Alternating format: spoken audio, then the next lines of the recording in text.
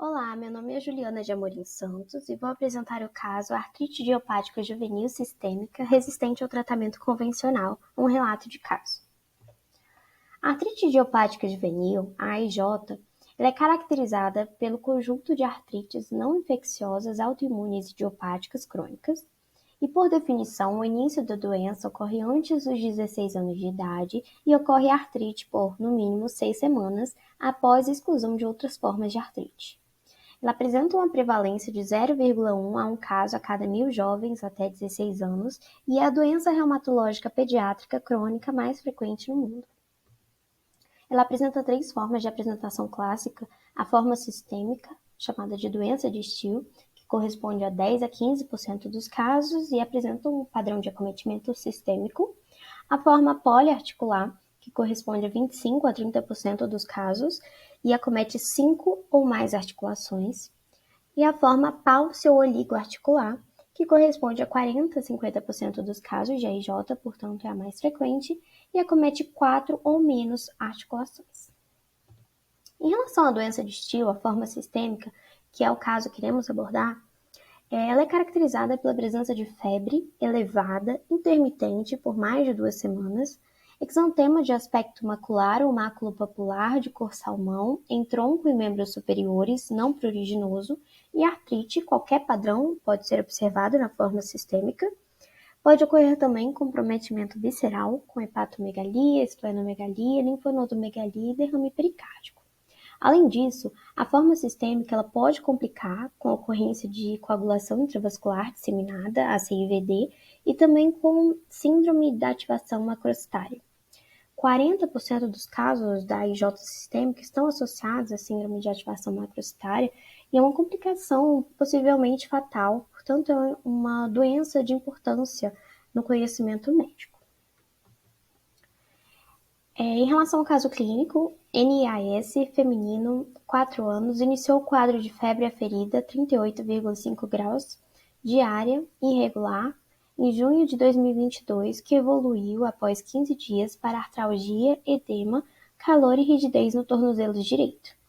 O quadro progrediu para poliartrite, acometendo joelhos, tornozelos, punhos, interfalangianas proximais e mediais e exantema com persistência do quadro febril.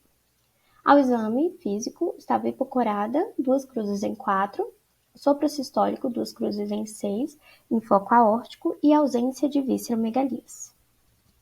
Em relação aos exames laboratoriais, apresentava anemia normocítica normocrômica sem demais alterações no hemograma, ferritina de 497, VHS de 100, PCR de 70,6, complementos C3 e C4, fator reumatoide, fator antinuclear sem alterações, sorologias para citomegalovírus, HIV, toxoplasmose, hepatite B e C e Epstein-Barr negativas e culturas negativas.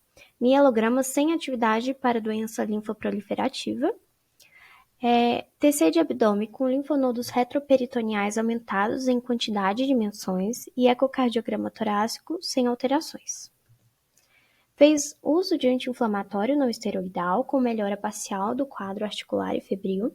Realizou pulsoterapia com metilprednisolona 1 mg quilo dia por 3 dias com controle sintomático apenas durante a utilização e foi prescrito metotrexato, droga modificadora da atividade da doença, uma DMARD, com baixa resposta da artralgia e do quadro febril.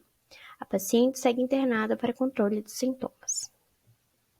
A base do tratamento da IJ sistêmica, ela é baseada nessas medicações.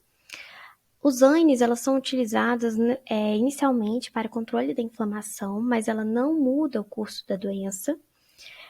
As DMARDs sintéticas, as drogas modificadoras da atividade da doença sintéticas, são metotrexato, leflunomida, sulfasalazina e hidroxicloroquina, e elas são utilizadas geralmente nos pacientes que não respondem aos ANES.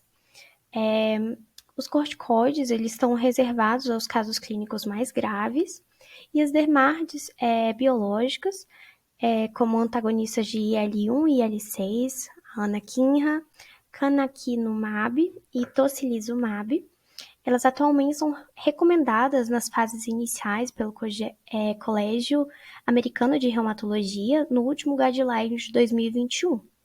Porém, ela é uma droga ainda muito cara aqui no Brasil e atualmente o que se utiliza mais nas fases iniciais são ANES e as dermates sintéticas, e os corticoides ficam reservados para os casos graves. Em relação ao caso clínico, a paciente apresentou uma resposta atípica ao tratamento inicial, pois ela teve a manutenção dos sintomas mesmo após o tratamento com ANES, com as DMARDs sintéticas e a corticoterapia. E aí o ideal era a progressão terapêutica com as DMARDs biológicas, como a tocilizumab, por exemplo, mas é uma medicação ainda de alto custo, que limita a utilização e, portanto, o prognóstico, e ela é fornecida pela farmácia de alto custo no SUS, mas ainda é muito difícil de adquirir esse medicamento. Portanto, a IJ sistêmica, apesar de ser uma forma rara da doença, ela deve ter seu diagnóstico reconhecido precocemente pelo médico assistente, pois o diagnóstico e tratamento precoce resultam em um melhor prognóstico, evitando complicações e morbidades associadas. E o alto custo do tratamento, contudo, é ainda uma condição limitante à remissão da doença. Essas foram as referências bibliográficas utilizadas. E é isso. Muito obrigada.